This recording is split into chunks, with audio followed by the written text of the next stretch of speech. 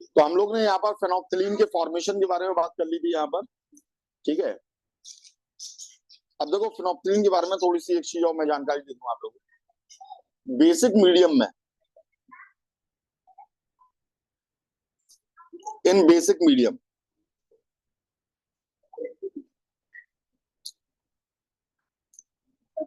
Phenolphthalein का कैसा structure होता है और एसिडिक मीडियम में कैसा स्ट्रक्चर होता है, इसे समझ लेना। तो बेसिक मीडियम में अगर हम बात करते हैं, ठीक है, फेनोल्फथालीन क्या करता है, एक H+ को लूज कर देता है, ठीक है, और उसमें पिंक कलर आ जाता है। फेनोल्फथालीन का मॉलिक्यूल हम लोग ने देखा था कैसा था,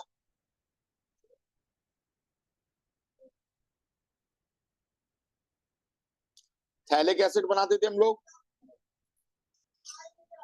फिर थैलिक एनहाइड्राइड का फॉर्मेशन करते थे, और यहां पर 2 फिनॉल ग्रुप्स को लगा लेते थे।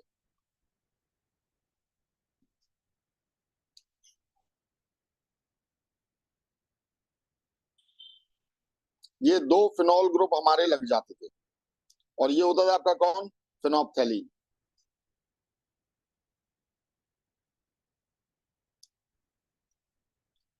ठीक है। अब जैसे ही आप इसे बेसिक मीडियम में डालते हो, तो बेसिक मीडियम में ये क्या करता है,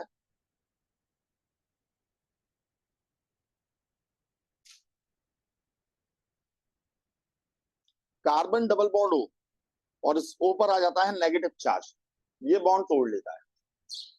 और यहां पर ये जो कार्बन रहता है, इस पे एक फिनॉल ग्रुप को तो आप वैसी के वैसी लगा लीजिए, OH, और दूसरा जो फिनॉल ग्रुप रहेगा,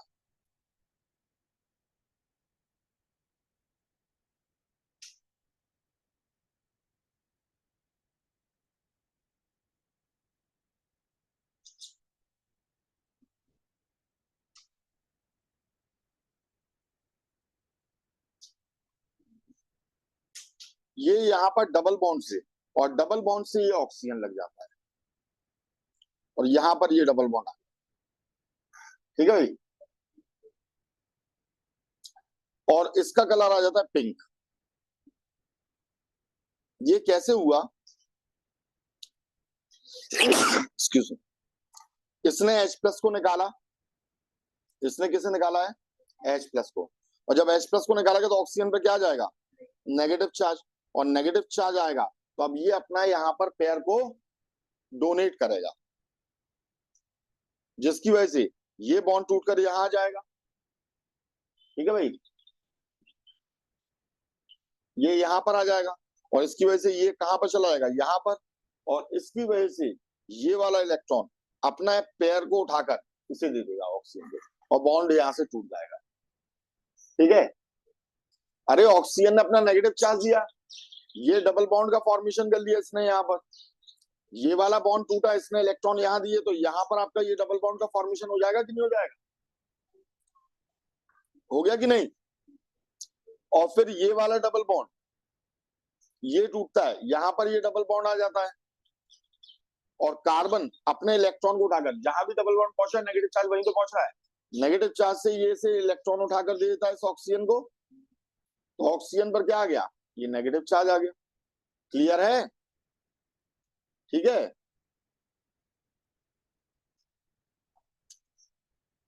ठीक है, और इसका कलर हो जाता है पिंक, तो बेसिक मीडियम में ये पिंक कलर देता है, और वैसे ये कलरलेस रहता है।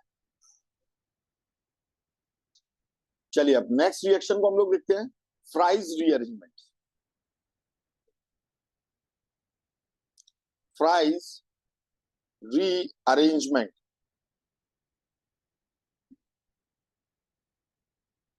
और दूसरी हम देखेंगे क्लेसन रीअरेंजमेंट। तो यहाँ पर 2 अरेंजमेंट रीअरेंजमेंट रिएक्शंस को हम लोग यहाँ पर देखने जा रहे हैं। फ्राइज रीअरेंजमेंट में हम लोग ने फिनॉल लिया और इसकी रिएक्शन NaOH के साथ करा दी है। तो जैसा कि आपको मालूम है NaOH के साथ में कभी भी अगर इसकी रिएक्शन कराते हो, इसके एसिडिक होने की वजह से ये फेनॉक्साइड का फॉर्मेशन कर लेता है, फेनॉक्साइड का फॉर्मेशन कर लिया। अब हमने यहां पर इसकी रिएक्शन कराई है एसिड हैलाइड के साथ में, ये लगा दिया Cl, ठीक है। एसिड हैलाइड के साथ में रिएक्शन कराओगे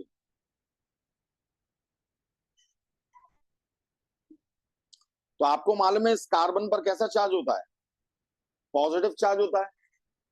तो इस पर ये अटैक मार देगा, 1 डिग्री तो है ही है, ये बैक साइड से इस पर अटैक मार देगा, ऑक्सीजन इलेक्ट्रॉन लेगा, फिर इस इलेक्ट्रॉन को वापस करेगा और Cl को निकाल देगा। तो यहां पर एसिटाइल ग्रुप यहां पर जुड़ जाएगा, O C double bond O, और ये लग गया आपका CH3। ठीक है, यानी यहां पर किसका फॉर्मेशन हुआ, एक ईस्टर का फॉर्मेशन, ये एक ईस्टर का फॉर्मेशन हुआ। ठीक है, पर होता क्या है कि जैसे हम इसके अंदर AlCl3 को डालते हैं तो ये अपने आप में खुद को रीअरेंज कर लेता है, और रीअरेंज करने के बाद में ये सेली सॉरी ये यहां पर फिर से वापस OH को लेकर आ जाएगा। ठीक है, और यहां से एक H+ को हटा देगा, और इसका ही H+ यहां ऑक्सीजन के साथ जाकर लग जाता है, और ऑर्थो ग्रुप पर कीटोन ग्रुप आ जाता है। होता ये है कि ये यहां से रीअरेंज करता है अपने आप को। देखो फेनॉक्साइड बना, ये किसकी तरह काम करेगा, एक न्यूक्लियोफाइल की तरह काम करेगा। कौन, फेनॉक्साइड। इस कार्बन पर अटैक करेगा, ऑक्सीजन इलेक्ट्रॉन ले लेगा, ऑक्सीजन ने इलेक्ट्रॉन ले लिया, फिर ऑक्सीजन ने, क्योंकि यहाँ पर लीविंग ग्रुप प्रेजेंट था, अपने इलेक्ट्रॉन को वापस किया और Cl को निकाल दिया। ठीक है, और ऑक्सीजन के साथ में ये पूरा ग्रुप जुड़ गया। अब ये अपने आप को रीअरेंज करेगा, यहाँ पर जो हाइड्रोजन है ये H+ के फॉर्म में निकलेगा, और ये O नेगेटिव के साथ में जाकर लग जाएगा, और इसकी जगह C double bond O CH3 ये ग्रुप यहाँ पर आकर लग जाएगा, यानी कीटोन ग्रुप यहाँ पर आकर लग जाएगा। ठीक है, ये ऑर्थो पोजीशन पर भी लग सकता है, और ये किस पर लग सकता है, पैरा पोजीशन पर भी लग सकता है। OH C double bond O, और ये हो गया आपका CH3। ठीक है, इसे हम बोलेंगे पैरा हाइड्रोक्सी एसिटोफिनोन।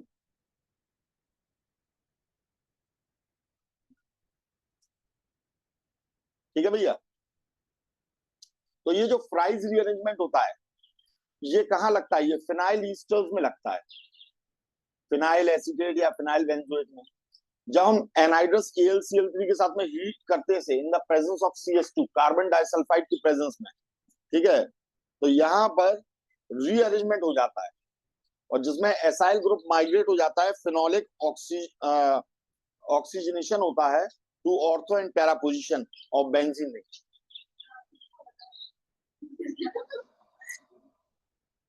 ये जो फ्राइज रीअरेंजमेंट है ये कहाँ होती है, मैं आपको ये बता रहा हूं। तो फ्राइज रीअरेंजमेंट होती है फिनाइल ईस्टर्स में। कहाँ होती है, जैसे कि फिनाइल एसीटेट या फिर phenyl benzoate.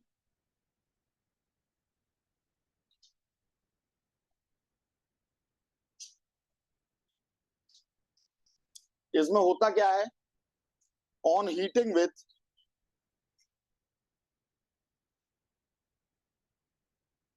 Anhydrous AlCl3 in presence of CH2 carbon disulphide, ठीक है, एज सॉल्वेंट, ये सॉल्वेंट की तरह काम करेगा। कौन, CH2 कार्बन डाइसल्फाइड। ठीक है, अंडरगोस रीअरेंजमेंट, इसमें रीअरेंजमेंट हो जाएगा,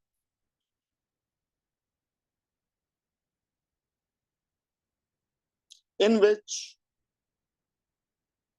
acyl group migrates from phenolic oxygen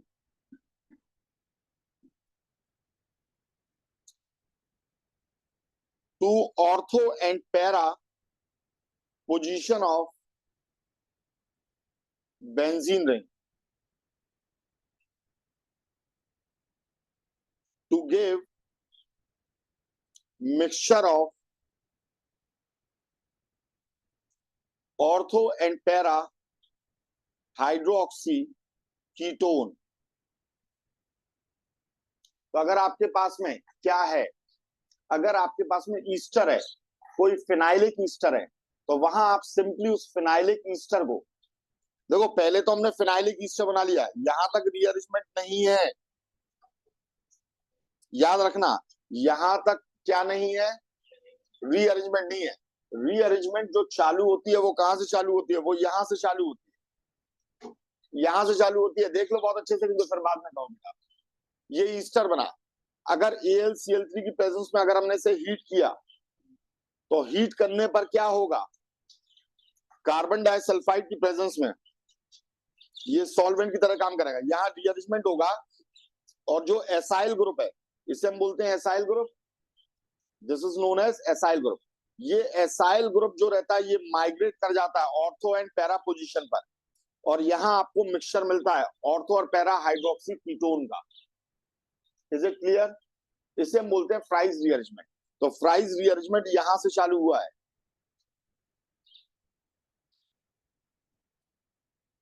बाकी ये वाली प्रोसेस में तो हमने सिर्फ यहां पर फिनाइल ईस्टर का फॉर्मेशन किया है, ठीक है। अब नेक्स्ट देखते हैं क्लेसन रीअरेंजमेंट।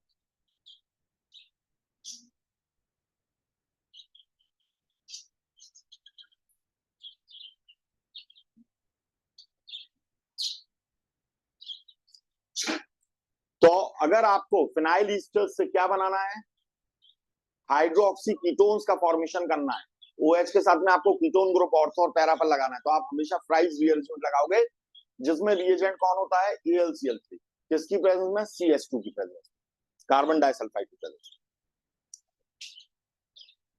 अब देखो बेटा, ये जो क्लेसन रीअरेंजमेंट है, अच्छा ये फ्राइज रीअरेंजमेंट था, ये आपका सिर्फ फिनाइल ईस्टर्स में लगता है, यानी एरोमेटिक का होना जरूरी है। जबकि क्लेसन रीअरेंजमेंट जो रहता है ये अकर कर सकता है एलिफेटिक कंपाउंड में भी, can occur in aliphatic compound.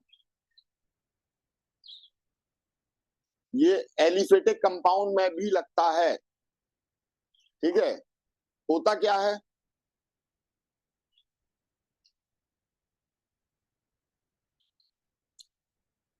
Klaassen rearrangement में हम ईथर लेते हैं बेटा,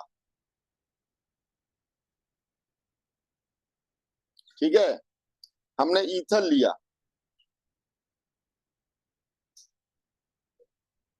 यह ईथर, और इस ईथर को सिंपली हम क्या कर देंगे, हीट कर देंगे। ये R ग्रुप हो या ना हो कोई फर्क नहीं पड़ता, ये कोई जरूरी नहीं है, नॉट नेसेसरी, ठीक है। इसमें क्या होगा, प्रोडक्ट क्या बनेगा, जरा समझ लेना बहुत अच्छे से। डबल बॉन्ड से O लग गया, यहां पर ये R ग्रुप आ गया, यानी ये किसका फॉर्मेशन करेगा, इनॉल का। कीटो इनॉल टाउट मैंने पढ़ा था, तो ये इनॉल का फॉर्मेशन करता है, ठीक है। कैसे,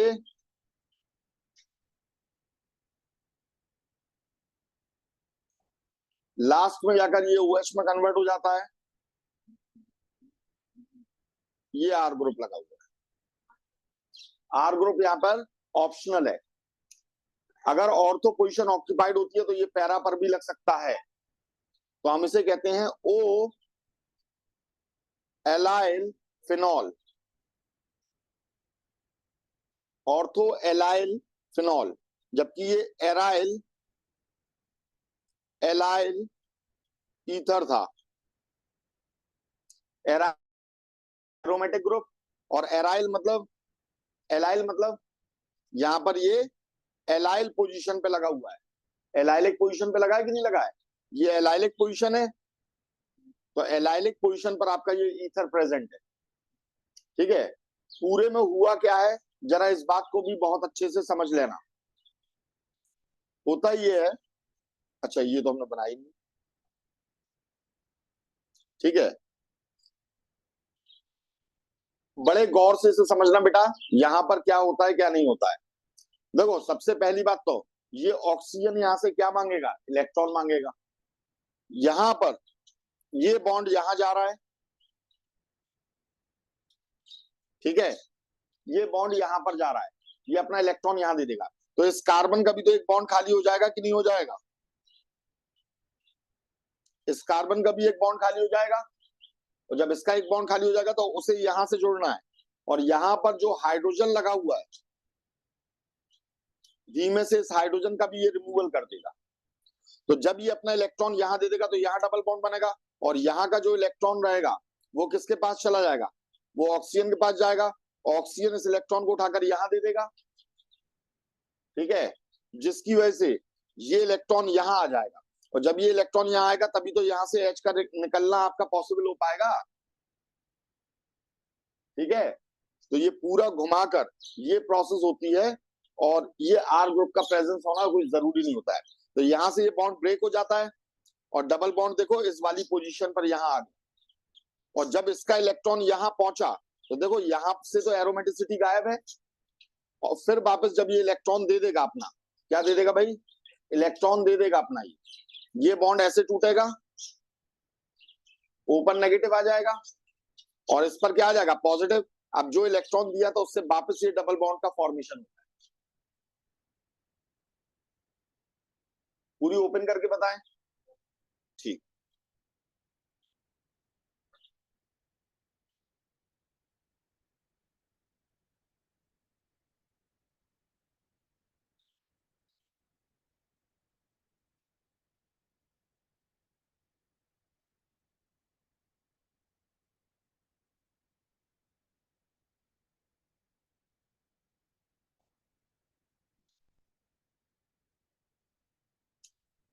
देखो भाई सबसे पहली बात, ये ऑक्सीजन पर कौन प्रेजेंट है, लोन पेयर प्रेजेंट है, ठीक है। हम शुरुआत यहां से करते हैं कि इसने अपना इलेक्ट्रॉन उठाकर यहां दिया।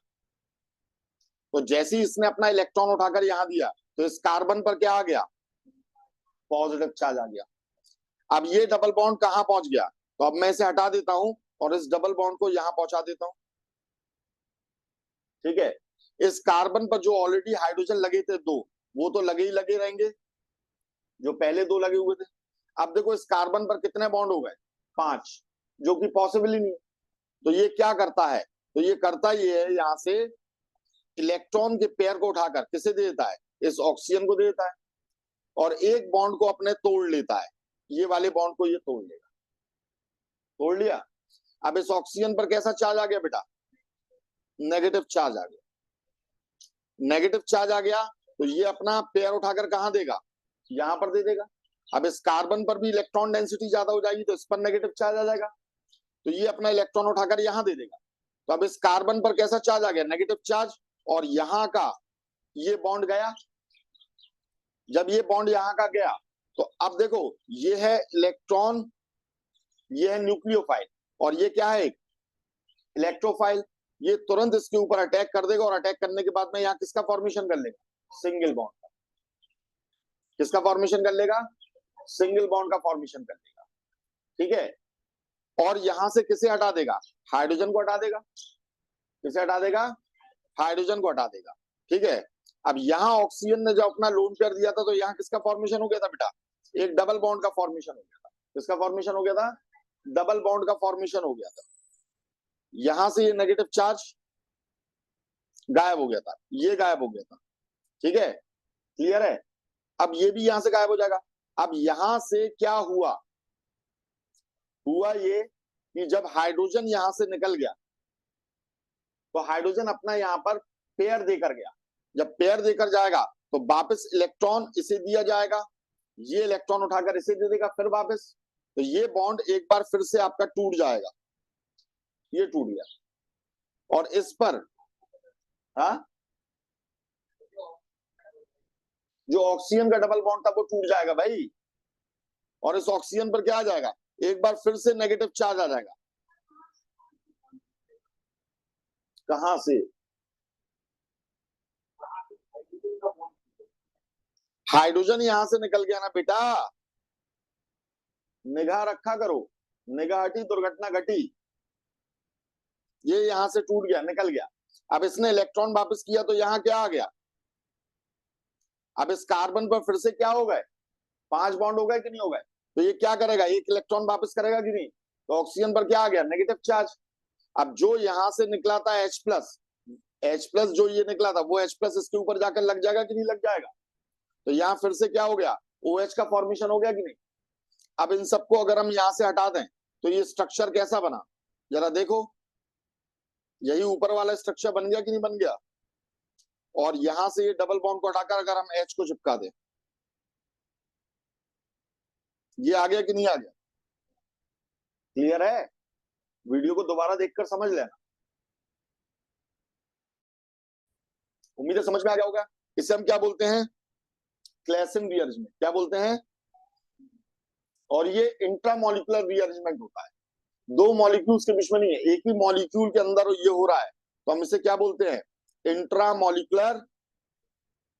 जबकि फ्राइज रीअरेंजमेंट क्या था? इंटरमोलिकुलर रीअरेंजमेंट था।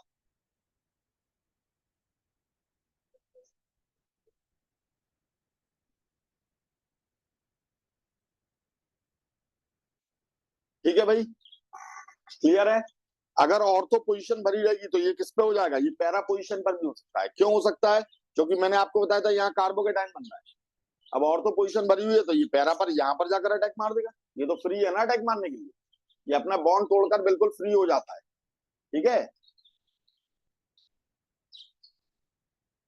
अच्छा अब देखते हैं फिनॉल।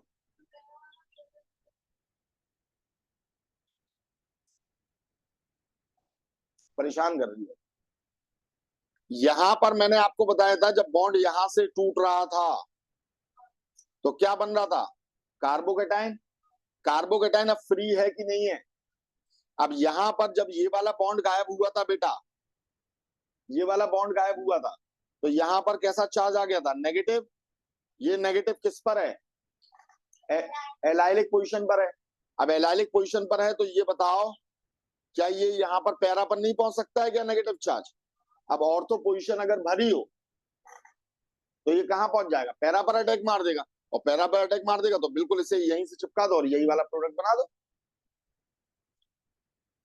अब देखते हैं फिनॉल विथ जिंक डस्ट। अगर आपके पास में ये है फिनॉल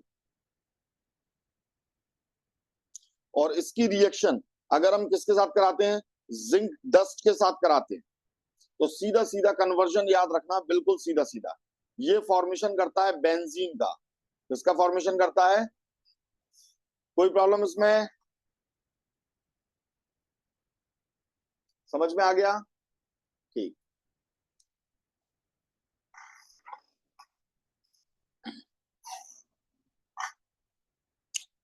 तो यहां पर ऑफिशियली ये खत्म होता है चैप्टर एल्कोहल एंड फिनॉल्स। ठीक है, अब हम इसमें, लेकिन अभी भी कुछ रह गया है तो हम उसे देखने जा रहे हैं।